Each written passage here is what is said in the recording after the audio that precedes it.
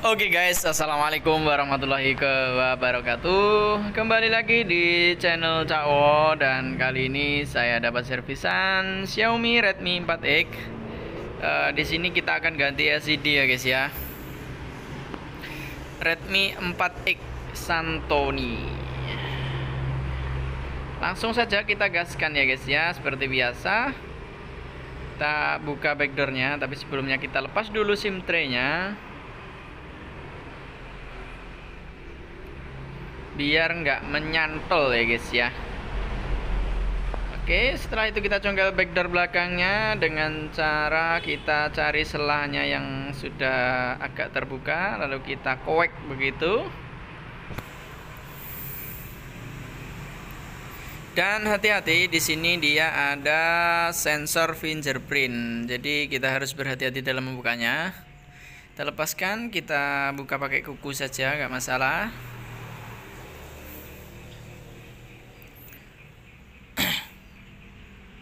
Dan kita percepat saja videonya ya guys ya. Kita lepas semua baut-baut dan semuanya, konektor-konektor dan sebagainya. Lalu kita blower LCD-nya biar hangat dan lemnya melunak ya guys ya. Setelah itu kita congkel pakai mika bekas tempered glass bisa, atau mungkin yang punya alat khusus boleh pakai ya. Saya pakai yang gratisan-gratisan saja guys. Di sini agak berisik guys, seperti biasa di pinggir jalan raya ya.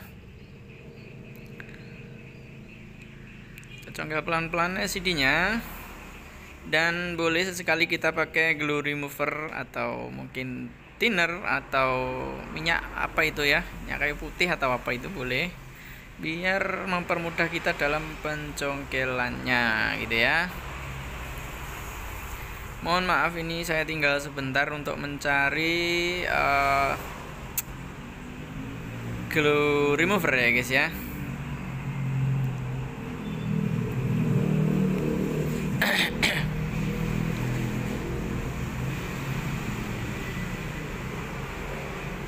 Mohon maaf agak lama guys.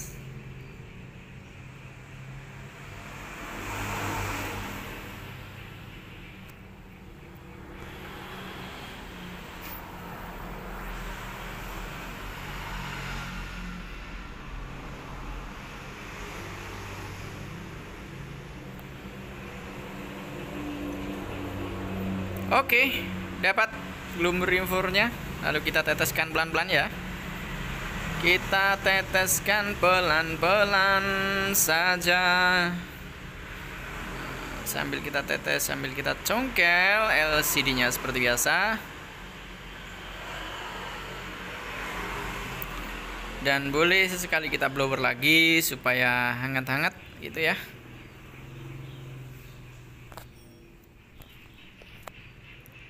Redmi 4X. Ini yang RAM 332 Santoni. Kode name itu guys, atau name code-nya adalah Santoni.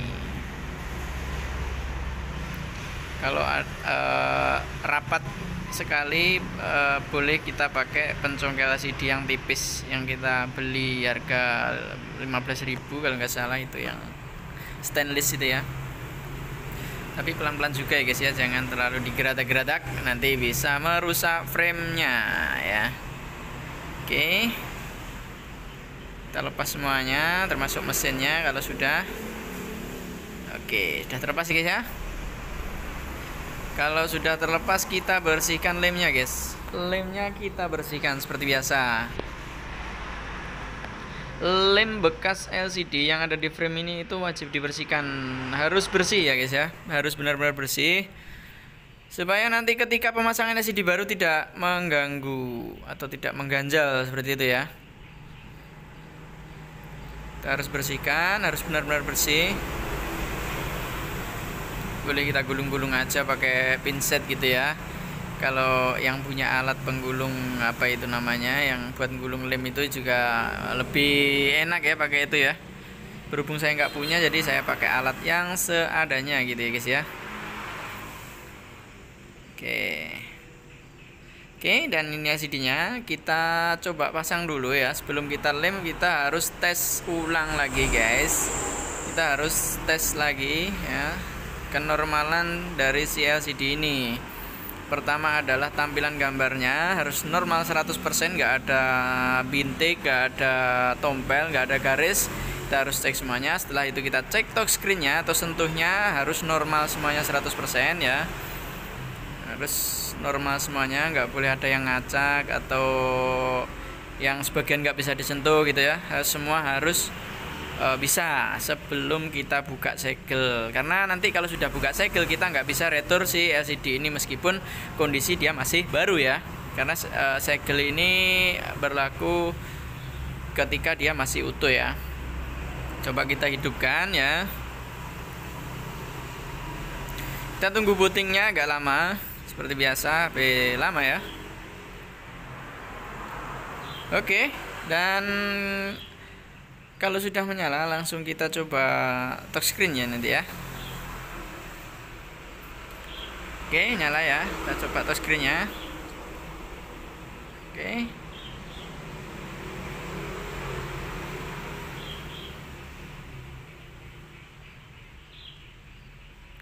Dan terutama bagian tombol bawah ya guys ya, karena kadang ada yang lupa itu bagian tombol bawah itu nggak dicek, kadang ada yang nggak bisa, kadang recent sih paling sering itu bagian recent nggak bisa disentuh. Nah, oke.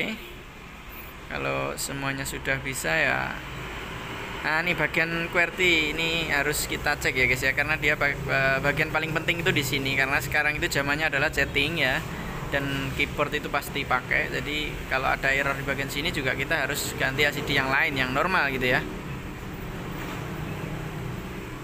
Oke, tangan saya agak kotor nih guys. Jadi agak sulit juga mau nyoba geser-geser icon. Yang penting sentuhnya normal gitu ya. Oke, ini terang redupnya nggak bisa nyala. Saya lupa nggak mematikan bagian otomatisnya guys. Jadi saya sempat curiga di sini, tapi ternyata setelah saya amati autonya nggak saya matikan. Saya sadarnya itu setelah saya selesai memvideokan proses penggantian LCD ini, baru saya sadar bahwasanya autonya belum saya matikan. Di sini saya belum sadar karena ya, proses perekaman sambil oprek gitu ya. Ini masih saya coba-coba. Saya ini belum sadar autonya itu menyala tuh. Autonya mati, maksudnya belum di ininya. Autonya iya nyala. Jadi dia nggak bisa diredupkan atau diterangkan ya. Oke, kita lepas lagi LCD-nya, kita lepas soket touchscreen-nya, soket LCD-nya. Oke, dan kita ambil LCD-nya ya guys ya, pelan-pelan. Kalau sudah cek ya, lanjut kita ke proses pemasangannya. Oke.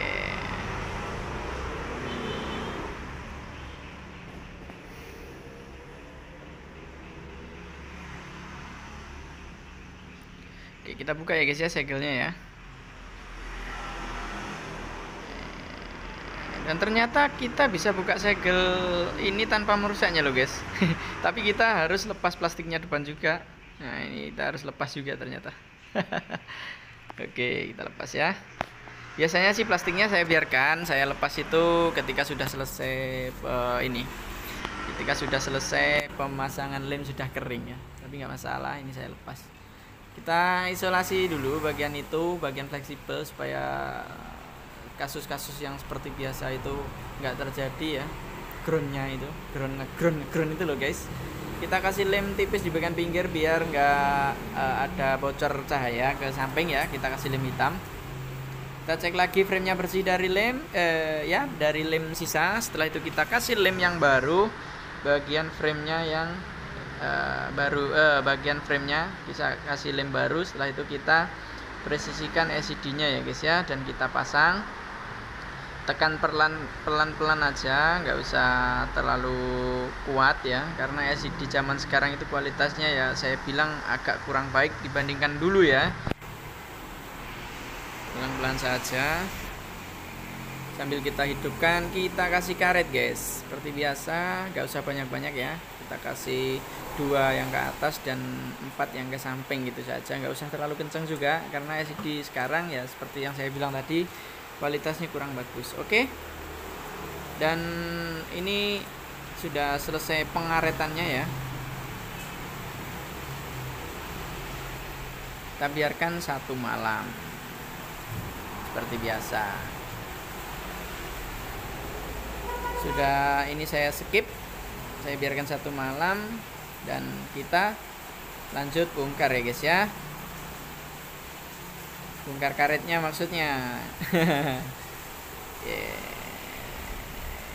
Siap, mantap. Setelah itu kita pasang baut dan backdoor belakangnya dan kita selesai ya guys ya. Oke, kita pasang semua bagian komponennya ya guys ya. Bagian kamera, bagian karet sensor dan baut-baut gitu ya.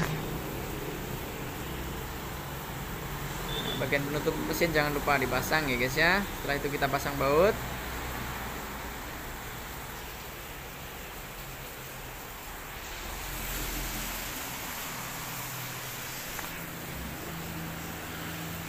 Oke, ini saya percepat videonya biar nggak membosankan ya guys ya.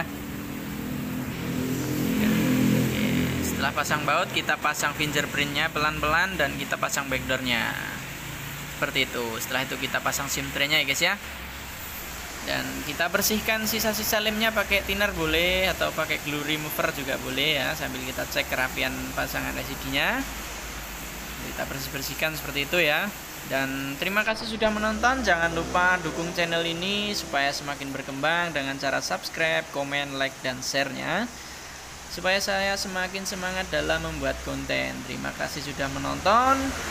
Salam sukses dari saya. Akhirnya assalamualaikum warahmatullahi wabarakatuh.